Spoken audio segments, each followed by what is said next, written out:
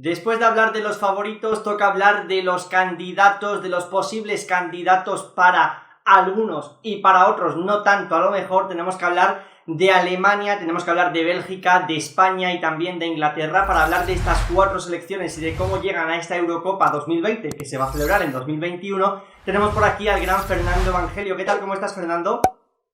Hola, muy buenas, bienvenidos.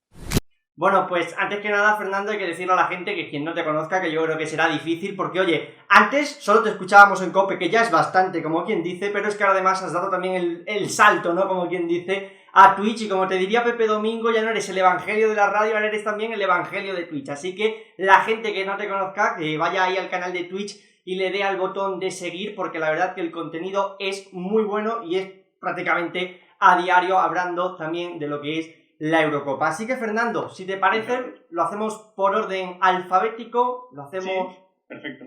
lo hacemos desde A, B, que luego será Bélgica, España e Inglaterra. Nos vamos con Alemania, la selección de Joachim Löw, que acaba ya su estancia, ¿no? Como quien diría, en el banquillo de Alemania. Se acaba una época, una etapa para Joachim Löw. ¿Cómo ves tú que llegan los alemanes? Porque claro, no hablar de una Alemania favorita creo que es difícil, pero este año, claro, tienen muchos chicos jóvenes, parece que es como el último año ya de transición, tiene que llegar ya Hans-Dieter Flick de cara a próximos torneos internacionales, por lo cual es un adiós raro, ¿no? Sí, es un adiós anunciado desde hace ya tiempo. No ha sido un adiós abrupto después del 6-0 No.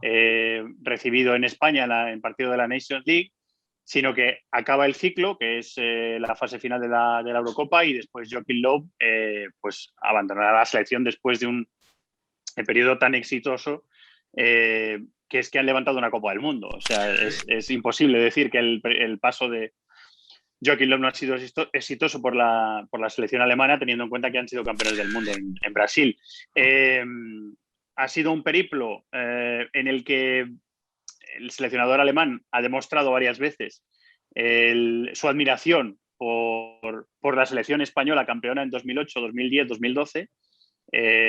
La base ha sido un poquito esa y ha habido al mismo tiempo una reestructuración del fútbol alemán también desde la base en los últimos 15, 20 años, y todo eso junto ha propiciado un periodo de gran éxito para la selección alemana, que viene de pegarse en la primera fase por primera vez en su historia en un mundial y que ya venía dando signos de agotamiento que son lógicos cuando un entrenador, aunque sea un seleccionador, lleva mucho tiempo al frente de un equipo. Así que vamos a ver cómo es ese final de ciclo. Para mí Alemania tiene un estilo bastante definido de jugar y puede cambiar tácticamente a varios esquemas o a varios planteamientos porque han estado acostumbrados a jugar de distinta forma, aunque la base es prácticamente la misma, no hay un 9 referencia, es un equipo combinativo, es un equipo que es valiente, que quiere presionar en campo rival, que después cuando tiene posibilidad de correr sus atacantes son muy peligrosos. Tiene a Kimmich Kroos, que para mí es probablemente el mejor centro del campo del torneo. Gundogan, ojo por ahí. Más Gundogan, efectivamente, más Gundogan, que ha demostrado ser en esta temporada con el Manchester City mucho más que un centrocampista organizador, porque ha tenido mucha facilidad para el gol y para llegar a área contraria. Seguro que eso Joachim Löw lo va a explotar bien. Así que es una selección que para mí es una de las candidatas, y sin ninguna duda, al título. Yo es que veo que el torneo está, la lucha por el título está más abierta que nunca, probablemente en este tipo de torneos, en una Eurocopa. También influye que sean 24 selecciones, pero para mí en 2016 también eran 24 selecciones y la lucha por el título no estaba tan abierta como en esta ocasión, y Alemania es una de las candidatas. Sin duda tendrá que poner un poco freno a algunos errores defensivos o a algunos errores de concentración o a dificultades también para defender esa transición defensiva cuando los rivales le recuperan y le contraatacan. Pero bueno, yo creo que también es buena noticia para ellos que Joachim le vaya perdonado a algunos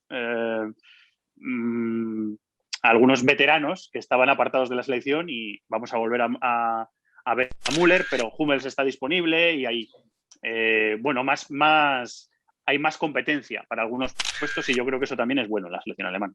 Bueno, una Alemania que tú ya lo has comentado, su base fue en su día la España de 2008, 2010, 2012 y luego, oye, el tiki-taka evolucionó en el tiki-taken, como lo dirían en Alemania, ¿no? Y hay que tener en cuenta que, oye, ahora bien es cierto que tú ya has mencionado pues esas bases en el medio del campo, jugadores que son muy buenos en el medio del campo, probablemente si hablamos de Kimmich, Kroos, Gundogan, hablando de mediocampistas, sea la selección con un medio del campo mejor que llega a esta Eurocopa, ya veremos qué tal será. Pero también eso, hay que tener en cuenta que corriendo hacia atrás, sobre todo sus defensas en esas transiciones defensivas, es donde sufren bastante. Después de hablar de Alemania, una de esas candidatas, nos vamos con otra candidata que esta, pues oye, le ocurre todos los años lo mismo, es decir, siempre la vamos teniendo como candidata, ojo este año con Bélgica, oye, Bélgica la metemos en favoritas o no, Bélgica, y luego llega el torneo y a veces nos defrauda un poquito, y digo a veces porque, por ejemplo, en el último mundial, a mí sinceramente me gustó bastante Bélgica, 2018, llegó a la semifinal, jugó bastante bien, quedó tercera del campeonato, y algo que hay que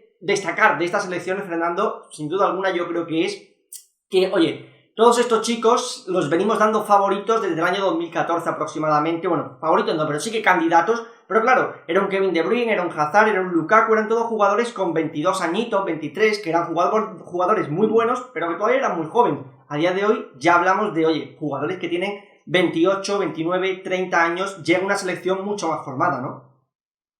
Para esa evolución, yo creo que ha sido decisivo el cambio de técnico, porque con Mark Wilmots era una selección que no terminaba de ser todo lo ambiciosa que a lo mejor debería por los nombres propios que tenía. Tenía una forma de jugar muy rígida que Wilmots nunca cambiaba, tuvo iba a decir una especie de motín, no fue un motín, en su propio vestuario, que acabó dando con la salida del entonces seleccionador, y la llegada de Roberto Martínez le ha dado un aumento de nivel. Para mí es un entrenador que ha sabido saber explotar bien las cosas buenas que tenía ese equipo, los instrumentos con los que contaba, y que ha sabido aprovechar toda esa cantidad de talento que tenía y ajustar un poco lo que el equipo, que jugaba con 4 centrales en una línea defensiva de 4, poder adaptarse a eso. Cambió a 3 centrales, 2 carrileros largos, empezó a utilizar a jugadores de ataque como por ejemplo Ferreira Carrasco, le hemos visto hacer de carrilero, Torgan Hazard le hemos visto hacer de carrilero. Se dejó de laterales y centrales o una defensa de 4 centrales en línea de 4, que era lo que muchas veces le vimos a Wilmots, porque tenía una generación muy buena de centrales. Bueno, pues lo que hizo fue aprovechar 3 centrales y construir un equipo a través de esa defensa, y después de medio campo hacia adelante, pues ser un equipo muy talentoso y aprovechar todos los recursos que tiene. Así que, bueno, es una de las grandes candidatas también. Bélgica, lo que hizo en el Mundial no es casualidad, ha construido sobre una base, también tiene ciertos problemas defensivos, pero hay que tener en cuenta que es un equipo muy valiente y que los equipos valientes normalmente pues a veces se exponen tanto que tienen dificultades en defensa. Eso es un poco...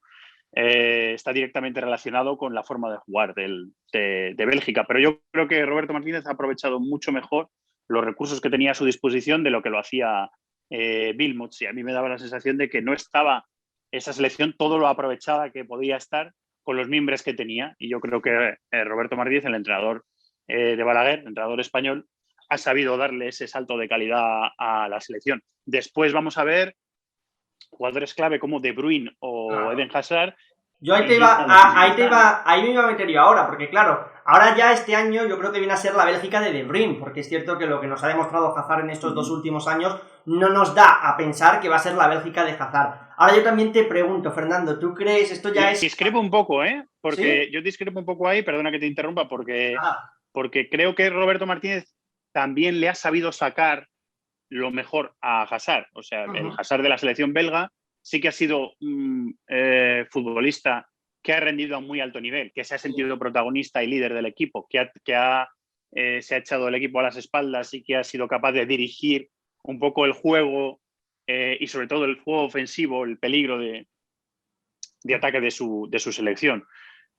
Así que yo tengo ganas de ver cómo está físicamente sobre todo, pero si vemos a un Hazard que está bien físicamente para jugar, yo me espero al Hazard de la selección, por muy Hombre, claro, mal año que haya tenido con el Real Madrid. Yo tengo esa pedrada también, Fernando. Es decir, yo tengo la pedrada de que se va a salir de la Eurocopa. Que luego a lo mejor pueden sacarnos este frame y decir, mirad lo que decía Salva en este caso, y no se sale en la Eurocopa. Pero yo me refería a que a lo mejor es la Bélgica de De Bruyne por esas lesiones que ha tenido en estos últimos años. Y claro, llega en un mejor, o sea, en el mejor momento de su carrera probablemente De Bruyne. Y teniendo en cuenta que Eden Hazard no sabemos ni si va a partir o no de titular, probablemente cuando no esté sobre el terreno de juego, el líder sea Kevin De Bruyne. Ahí habrá que ver cómo se adapta Bélgica y cómo se adapta también Roberto Martínez y cómo se adapta el propio Eden Hazard, si coge esos galones de líder o no, que ahí yo creo que no me cabe duda de que si está en el campo lo hará. Nos vamos con la siguiente selección, Fernando, donde claro, esta la conocemos de memoria, es decir, esta es la España de Luis Enrique y digo, bueno, la conocemos de memoria, la convocatoria probablemente. Por cierto, algo que tienen en común las otras 3 selecciones, a excepción de España, es que todas llevan 26 convocados, menos España, que lleva 24, por cierto, se ha caído Busquets, estamos todavía a la espera de ver qué es lo que ocurre con Busquets con el tema COVID, pero digo, conocemos muy bien a España y a los nombres, pero luego a la hora de ver lo que está haciendo Luis Enrique, a ti no sé, perdón, pero a mí me está sorprendiendo mucho, es decir, no hay ninguna idea clara, creo yo, ¿no?, de cara a esta Eurocopa, ¿o tú sí la ves? Sí, yo veo una idea que fue interrumpida por una tragedia personal, porque él Claro, tuvo que dejar la selección por motivos personales y después ha vuelto, y yo esa idea, primero con Luis Enrique y después con el entrenador delegado que fue en ese momento Robert Moreno, tomando decisiones, pero construyendo sobre una base sobre la que ya habían construido con Luis Enrique como primer entrenador. Yo sí veo una forma definida de jugar. Yo sí veo una selección que intenta tener mucho balón, que intenta ser agresiva en la recuperación arriba, que intenta recuperar mucho balón arriba, que intenta ser un equipo dinámico, que le meta ritmo a la circulación de balón, que sea capaz de sus jugadores de ataque intercambiar posiciones, de ser peligrosos cuando tienen espacios, de ser un equipo también que pueda jugar a centros y remates o intentar desequilibrar, ganar duelos individuales cuando el rival se le encierre mucho, que probablemente en la primera fase vamos a ver a 3 rivales que le van a dejar poco espacio a España a su espalda para poder atacar. Y yo sí que veo ese plan B con Adama un poco para partidos que se puedan atascar más. Yo sí que veo una forma definida de jugar. Otra cosa es que nos guste más, nos guste menos, le veamos lagunas o podamos pensar que hay futbolistas que no han sido indiscutibles en sus clubes esta temporada, que han sido llamados por el seleccionador y que el seleccionador confía plenamente en ellos. A lo mejor me he explicado mal, es cierto que la técnica, como quien diría, es decir, el juego en sí que puede que lo tengamos claro, lo que a lo mejor nos deja dudas es que en un partido vemos a Marcos Llorente de lateral y en el otro pues a lo mejor lo vemos un poquito más adelantado, y entonces es ahí a mí, ya te digo, donde me explota sobre todo la cabeza. Pero bueno, eso bien es cierto que el técnico, él ya lo ha dicho más de una vez, hace un seguimiento de todos los jugadores en su día a día, así que mejor que él probablemente haya poca gente que lo sepa, sí, ¿no? Pero así que, oye, adelante con Luis Enrique, a ver qué es lo que consigue la selección en este caso, y luego también cómo se suple esa baja de Sergio Busquets. Probablemente cuando ya haya salido este vídeo sepamos si es Merino, si es Zubimendi o qué jugador es, porque están sonando muchos en las últimas horas, así que... O si Busquets está listo para el segundo partido también, y en el primero juega Rodri. También. Puede ser eso es. Vamos a ver qué es lo que ocurre. Y bueno, para finalizar, Fernando, una Inglaterra que ya, al igual que he mencionado con Bélgica, hizo un muy buen papel también en el Mundial, es decir, esa Bélgica, esa Inglaterra también gustó bastante, los Three Lions, ¿no?, el Is Coming Home, que fue tan famoso también en ese año 2018, bueno, pues van a volver probablemente a casa porque van a jugar en Wembley también, probablemente si llegan a la final la jugarían en su país, la jugarían en Wembley. Pero ¿tú ves a esta Inglaterra tan favorita como se le pinta? Porque claro, por jugadores y por calidad individual es un equipazo. Ahora, hay que tener en cuenta que por veteranía y por experiencia hay pocos jugadores que hayan estado muy presentes en las convocatorias en los últimos años, ¿eh? Sí, bueno, Inglaterra nunca ha ganado una Eurocopa, o sea que esa primera barrera ya la tienen. Y después es un equipo que tiene muy buenos nombres propios. Sí. Tiene algunas cosas colectivas que a mí me hacen dudar. Tiene un seleccionador, Southgate, bastante cuestionado en Inglaterra, un seleccionador bastante cuestionado en Inglaterra, que tiene fama de no tener mucha personalidad. No es no tener mucha personalidad, sino de ser un perfil bajo de entrenador, por carácter, por también talante con los jugadores, cosa que no tiene por qué ser mala. Eso no tiene por qué ser una característica negativa para mí. Pero es un personaje muy discutido en Inglaterra y hay dudas sobre el funcionamiento colectivo de la selección. Yo creo que es un equipazo. Yo no lo daría como favorita, sino como candidata. O sea, yo lo pongo en un ramillete de selecciones que podrían ganar el torneo viniendo como desde una segunda fila, porque yo a Francia la veo favorita, sí que la veo favorita para ganar. Portugal vendría en un segundo escalón y yo creo que no muy lejos de Portugal hay un ramillete de selecciones, entre las que está Inglaterra también, que si ganan el torneo tampoco va a ser una hecatombe, ni va a ser un sorpresón, porque tiene mimbres para hacerlo. Ahora mismo tiene a dos futbolistas muy jóvenes, en un momento de forma, después de haber hecho una muy buena temporada con sus clubes, que son Foden y Mount, pero es que luego alrededor de Harry Kane, que ha sido el máximo goleador y máximo asistente, mejor jugador de la Premier de este año, en un año bastante malo para el Tottenham, para su club, alrededor de él se puede montar un equipo con extremos, Hudson-Odoi y Sterling. Se puede montar un equipo con muchos centrocampistas. Se puede montar un equipo a partir de Declan Rice, que es un poco el ancla, con interiores y después futbolistas que jueguen por fuera, como Foden podría hacer, por ejemplo, que sean falsos extremos, pero que en realidad sean más centrocampistas. Puede hacer varias cosas, línea de 3 centrales o línea de 4 defensas. Con la baja de Alexander-Arnold, quizá no veamos a Trippier en la izquierda, sino que lo veamos en la derecha, pero tiene la posibilidad de meter a Walker como central. Es decir, tiene bastantes posibilidades, muchas opciones de calidad y talento individual y futbolistas diferenciales para poder ser candidata a la Eurocopa. Y después vamos a ver cómo en ese perfil de muchos centrocampistas, si es que lo elige así Southgate, cómo se le da a Inglaterra dominar los partidos. Vamos a ver a qué nivel están esos futbolistas jóvenes de los que estamos hablando, qué plan A y qué plan B, si es que lo tiene Southgate, si piensa en juntar a más centrocampistas por dentro, jugar con extremos y abrir el campo. Vamos a ver qué idea tiene, porque yo también es una pequeña duda. Así como tengo más o menos claro cómo quiere jugar Luis Enrique, no tengo tan claro cómo quiere jugar Southgate, que es verdad que en los últimos años hemos visto una selección que ha intentado tener más balón y tener más dominio, pero bueno, en el Mundial de Rusia, por ejemplo, llegó a semifinales siendo bastante pragmática y sacando mucho partido del balón parado, por ejemplo. Entonces vamos a ver qué tipo de selección vemos también. Claro, es que te puedes encontrar una Inglaterra que juega al toque porque tiene jugadores para tener la pelota, y te puedes encontrar una Inglaterra que, no sé si los han mencionado, pero yo no los he escuchado, a Jadon Sancho, por ejemplo, y Rashford, que también a la contra pueden ser letales. Exacto. Entonces, sí, son más nombres propios todavía añadidos a la lista, ¿no? Sí.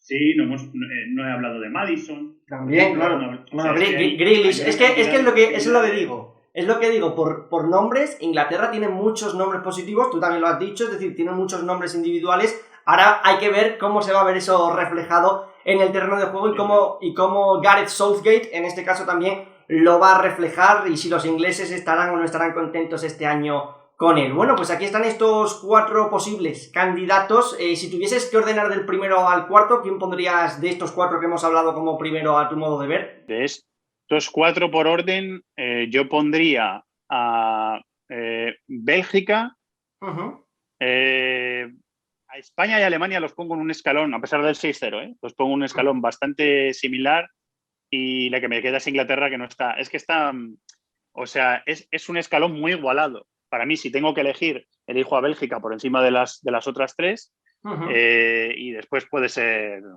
yo qué sé, Alemania, España, Inglaterra, o España, Alemania, Inglaterra.